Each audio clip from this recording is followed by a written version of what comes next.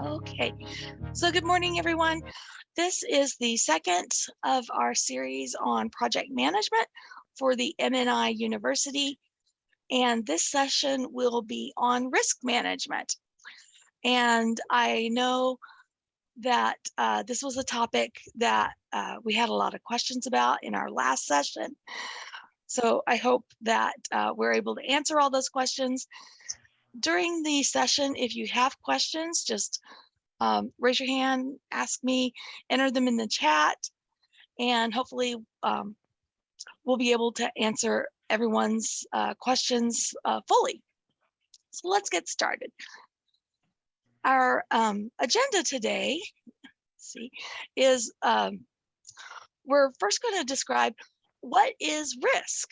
And then I look at some tools to identify risks and then trace those and track them. How do you communicate risk to your sponsor and your stakeholders? And then how do you budget for risk in your project? And then we're also going to talk about how risk frequently leads to change management, which is another aspect of project management. So the current edition of the PMBOK, which is the 7th edition of the Project Management Body of Knowledge, defines risk management as the uncertainty performance domain. So we've actually renamed this performance area. And the uncertainty performance domain addresses activities and functions associated with risk and uncertainty. And to be successful in this domain, you'll look at results around the awareness of the environment in which projects occur. You want to proactively respond to risk and uncertainty, anticipate those threats and also opportunities with understanding their consequences, to maintain a project schedule with little negative impact from those risks, and also have the opportunity to realize or to take advantage of opportunities to improve the project performance. And throughout, you want to effectively utilize the cost and schedule reserves to maintain project objectives. Is that clear for everyone? Okay, so what is uncertainty? In its broadest sense, uncertainty is simply not knowing something.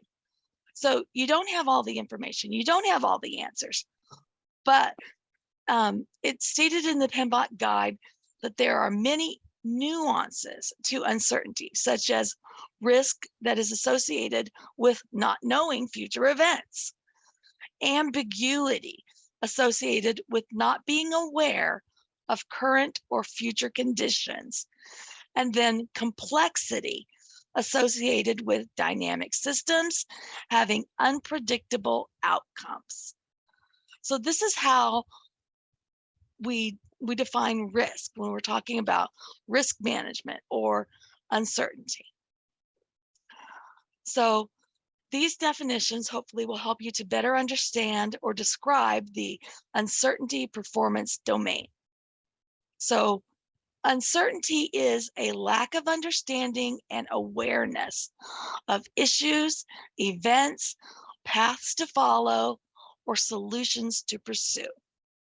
Ambiguity, on the other hand, is a state of being unclear, having difficulty in identifying the cause of events, or having multiple options from which to choose.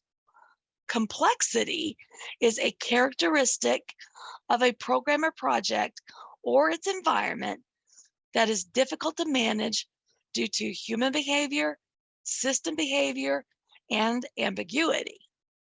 Volatility is the possibility of rapid and unpredictable change.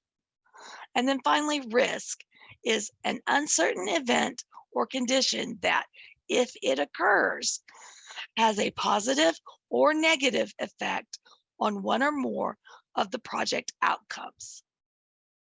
Any questions at this point? So that's a lot to take in.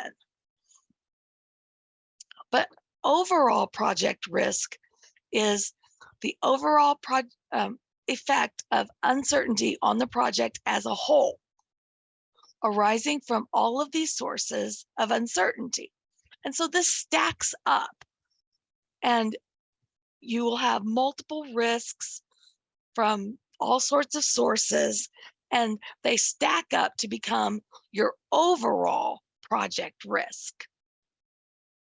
And at some point, this may become too high for the organization, and they may simply cancel the project.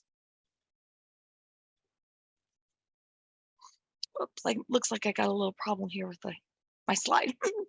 So how do you deal with the risks or threats, as they may be called? There are many different strategies, and the most common are these. You can avoid the risk, and that is when the project team acts to eliminate the threat or protect the project from its impact. You can escalate, and this happens usually when the team or the project sponsor determines that the risk is beyond the scope of the project, or it exceeds the project manager's authority.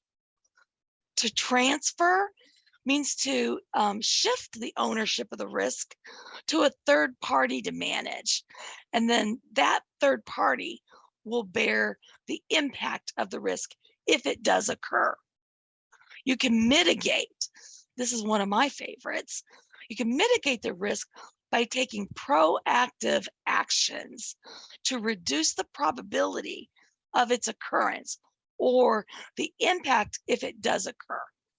So early mitigation, taking those proactive actions, will try to repair any damage if the risk occurs. Or you can simply accept the risk.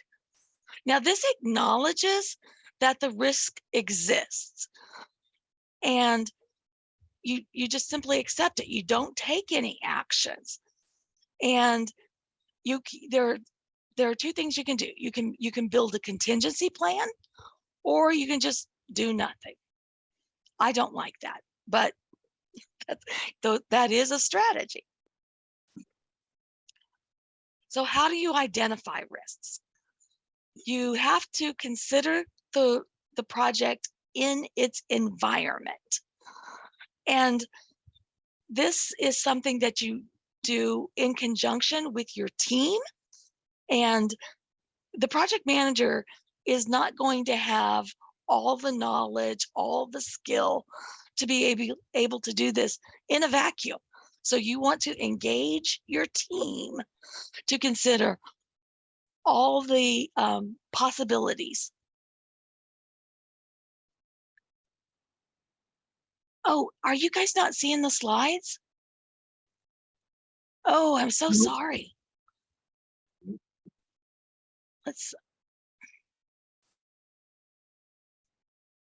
Are you seeing them now? Still? Oh, goodness. Because they're changing on my side.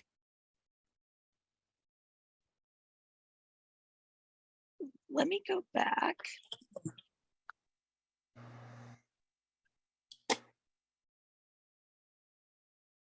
My apologies. Oh, gosh.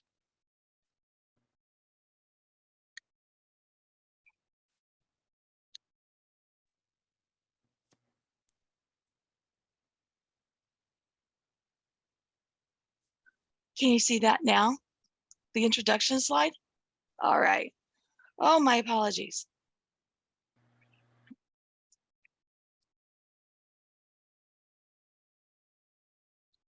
I'll send this slide deck out to all of you. And thank you for letting me know. So here we are. This is the overall project risk. Here's the strategies for dealing with risk.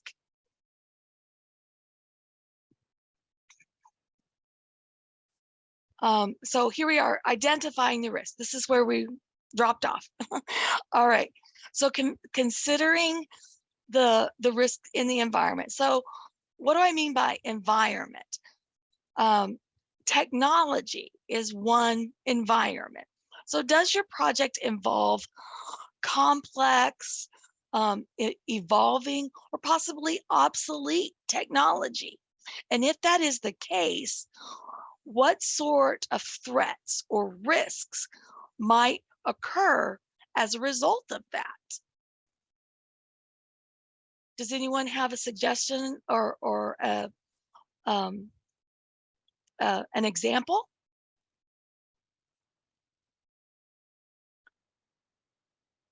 Lori, do you want to offer a suggestion? What comes to mind for me is MRP or ERP systems. They're constantly evolving, and it's very expensive for organizations to keep up with that technology. And so some of the back end technology that ERP systems offer are still done manually by a lot of organizations. And so it takes much more time and effort and manpower to do those things. That's a perfect example. Thank you very much. So an example for me is a project that I worked on where my supplier announced that the product that I was purchasing was becoming obsolete. And so I was then required to develop a plan to cut in a replacement product for an aircraft that was already in service. So that involved number one, getting the buy-in of my airline customers and going through all of the testing and certification required to show that the new product was a drop-in replacement, and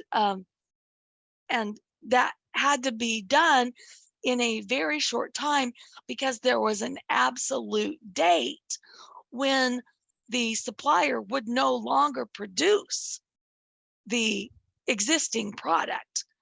So, you know, there's a definite limit. You have a runway, and then that's it. So that's an example of risk. So one risk that we saw was, what if we don't complete the qualification and regulatory work, or what if our customers don't accept this replacement product and there is no replacement and we cannot get any more of the existing product? What do we do then? So, and then whenever you're dealing with any sort of cutting edge technology, sometimes we talk about the bleeding edge of technology because you simply don't know all of the risks that you may face. All right, so physical environment. That's another area where you may see risks, because is your project going to be impacted by hazardous conditions or environmental conditions, dangerous weather conditions, anything like that? And, you know, we cannot control the weather, but we can forecast it. So do we need to add into our reserves something to account for the fact that, oh, it's going to be some sort of inclement weather conditions? Is there, so then you've got the project funding and other economic factors. That's an environment to consider. So is your project subject to any sort of resource constraints? And that includes both financial constraints as well as human capital. And then what about price volatility and inflation? So consider that as an environment as well. Legal constraints. Is your project subject to any kind of legal, regulatory, or legislative constraints? So this might be things that you may need to get permitting. You may need to get some sort of regulatory approval. Maybe you have OSHA constraints. Maybe you have to get approval to drill a new oil well. All sorts of constraints that involve legal or regulatory issues. Hi, Carl. Could you put your uh, mute on, please, so we don't get the feedback? And then, Sorry, that was okay, there you go. Market influences. So are there market conditions that may impact your project? And this could also include, oddly enough, this could be social market influences. And then political influences. So is the project dependent on organizational politics? That can be difficult to deal with. And then you've got other types of political influences. So this could be actually governmental type of politics as well. So it's important for the project manager to work with the team and the team of stakeholders to continually monitor the project for potential risks and then to log them in a risk register. So I'm a big believer in a formal risk register so that you have a view of what's going on. Does anyone have any questions or comments about how you identify the risks?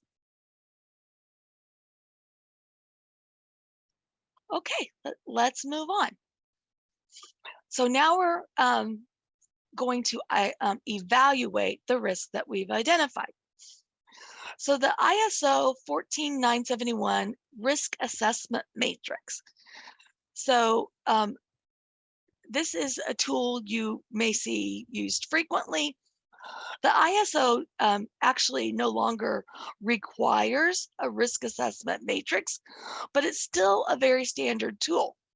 So on the x-axis, you have the severity of the risk if it were to occur. So it's either insignificant all the way up to catastrophic. And so severity may also be described as impact. And then on the y-axis, you have the likelihood or probability that this risk is going to occur. So that can range from rare to almost certain. So if it's down here in the lower left-hand quadrant, if it's insignificant and it's also rare. So not likely to occur and not very impactful if it did occur, then that's going to be green. We're not going to be too worried about that. We're not going to assign very much of a reserve for that risk. But up here, where it's very likely to occur and very severe if it does occur, that's going to be high. And we're going to assign a reserve for that. So this is going to be, this is bad, this is good. Any questions on that? And you're going to work with your team and you're going to collect as much information as possible when you're evaluating these risks. But it's not like this is rocket science where there's a lot of calculating to be done. It's more or less thumbs up, thumbs down sort of stuff. And then you want to put together a threat profile. So this is more or less what your risk register would sort of look like.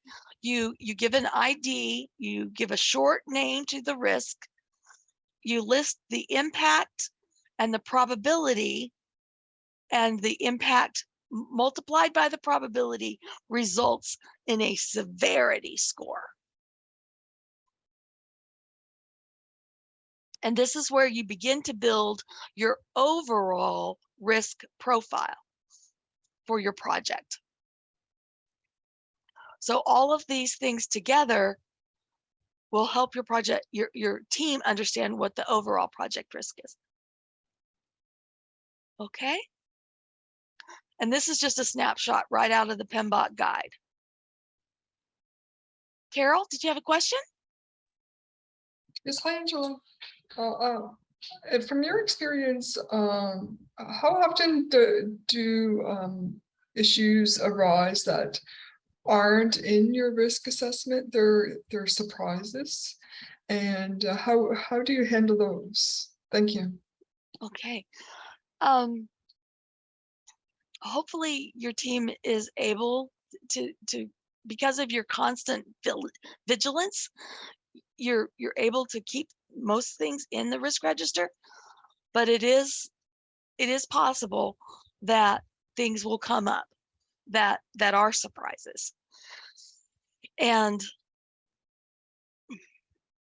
I'm going to say that practically every project has one of those, at least one of those. And those are usually the things that that can be, oh gosh, that can cause the project to really fall behind on the schedule or really overrun the budget. I would say almost every time that there's something that will come up that could be like that. And that's when the team has to pull together a plan to mitigate that risk.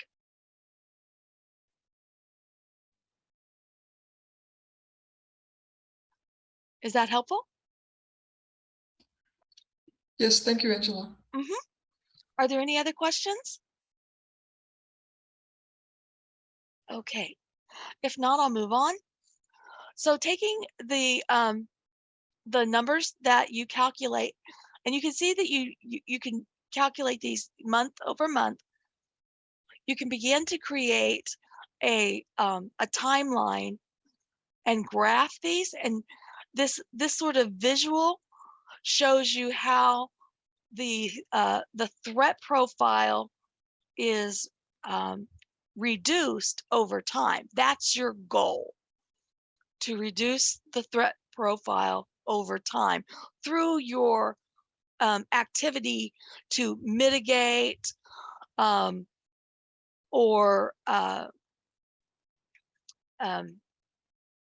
transfer and those other actions. You want to reduce the risk of the project.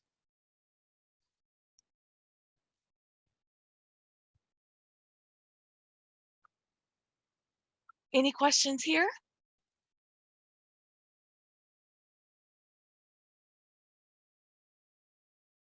Okay, so communicating risk.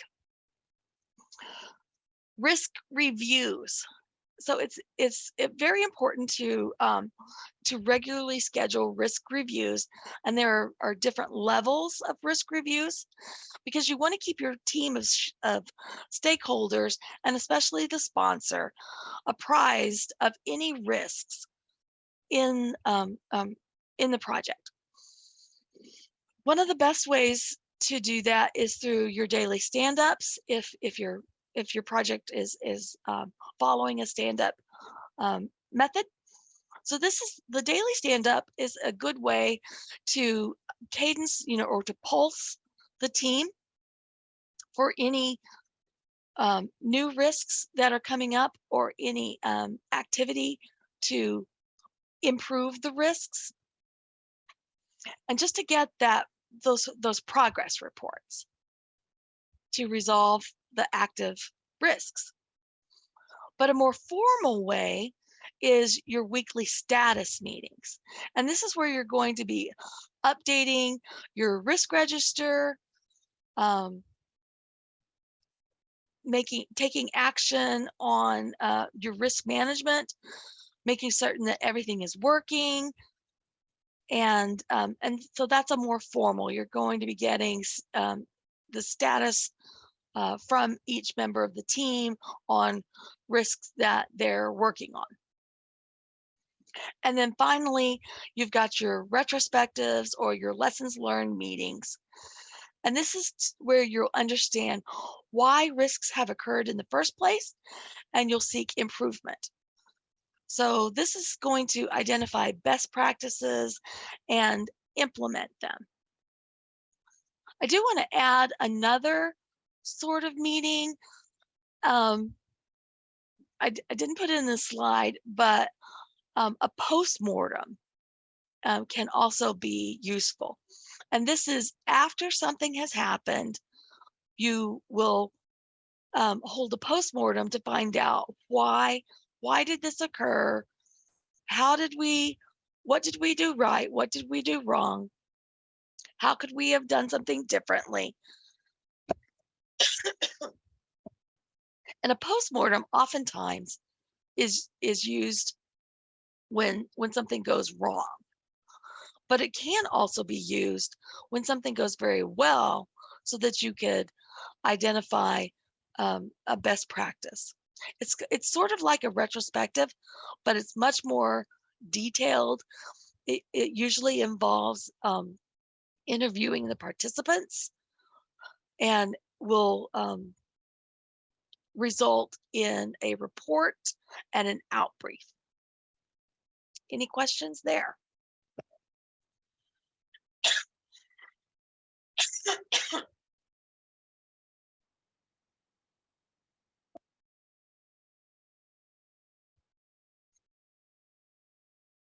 Okay, so then there's also a more formal communication of a risk advisory document. So when you have a risk that is more severe, so I would say where the severity is more than 15, so your probability times your impact is equal to 15 or more, I would recommend a formal communication to your sponsor and possibly other stakeholders. And there are lots of templates available for this. If you'd like, I can send you a template.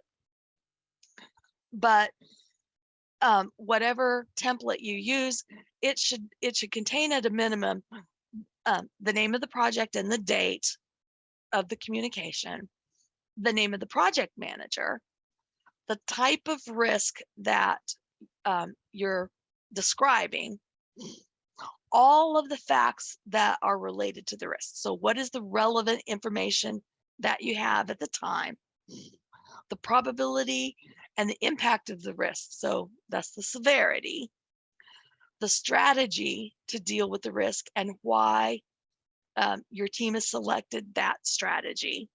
So you want to provide a solution if you can, and then the schedule for the resolution if it's appropriate. So if you're simply just going to accept the risk, then there's no resolution.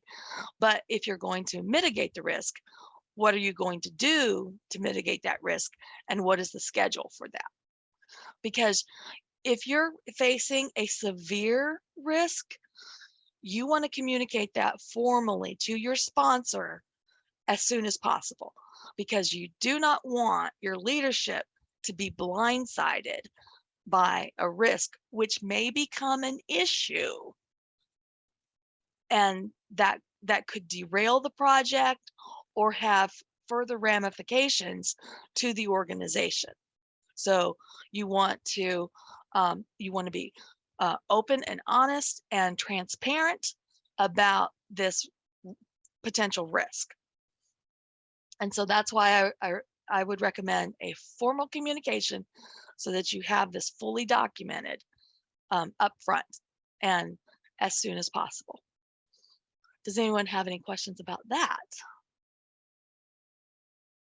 Okay. All right, budgeting for risk. So there are two types of budget for risk. There is the management and the contingency reserves.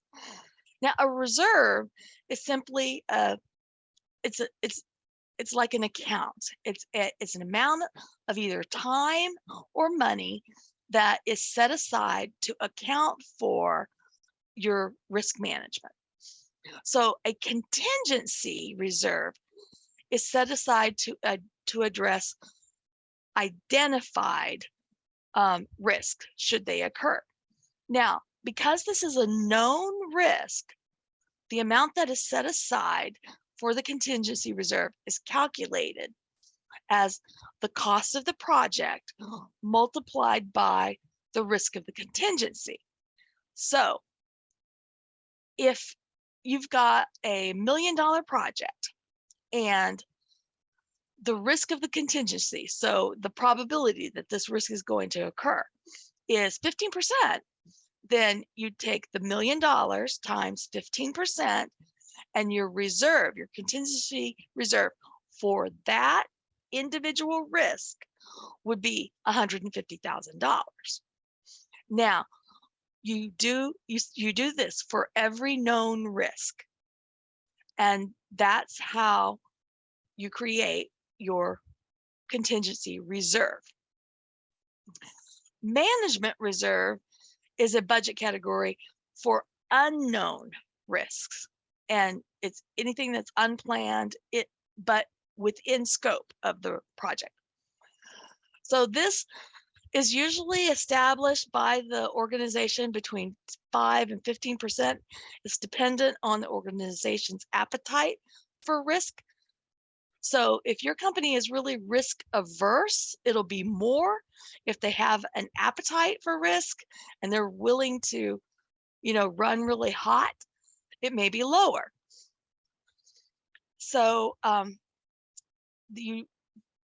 based on their risk profile, their risk appetite, you take the total cost of the project times whatever value your organization is comfortable using.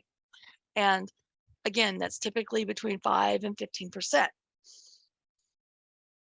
But these reserves then become a part of the project's overall budget, but they're only accessed when needed. Any questions about that? Okay, all right. And again, I want to just point out, this is where your project sponsor is very, very helpful, because you can go to your project sponsor to, number one, access these funds or ask for more funds when additional risks come up. Okay, our final topic then is how risk can lead to change management. So suppose that you're in an effort to avoid or mitigate a risk that your project, your product would overheat in a testing environment. Engineering had to introduce a design change. Well, now you've moved into the area of change management. And this is just one scenario that is offered to demonstrate how risk management can sometimes lead to change management for a project. And that's an entirely different topic. Um, there are other areas where maybe a product was returned for a quality issue, and now you've got to make a quality change. And that also, so you've always got those types of risks, and that can lead to change management. You may find out in the course of your project that you missed some scope when you were doing the WBS. So now you have to add that. And these are all possibilities because you're dealing with complex technology, changing customer requirements, regulatory details, shifting environmental issues, weather conditions. All of these things are constantly in flux, and frankly, that's part of the world of being a project manager. That you never know what you don't know, and so that's how come risk management leads to change management. It's like the horse in the cart sometimes. But when a change does come up, it's frequently managed as a sub-project within the main overall project. If it's in scope, if it's something that comes up that's out of scope, that may launch an entirely new project. And you'll probably get that too. So be ready for that. All right. Does anyone have any questions at this point, or would you like to go back and look at any of the slides again? Because that brings us to an end.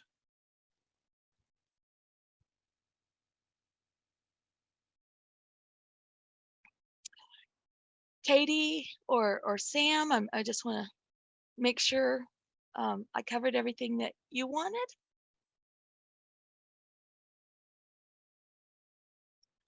I agree, that was a lot of information. We covered it very quickly. And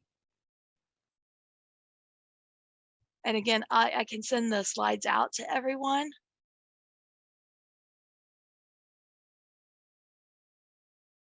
All right. If there are no more questions, I think that will Please bring do it. send those slides. Okay, Please do send those slides to me.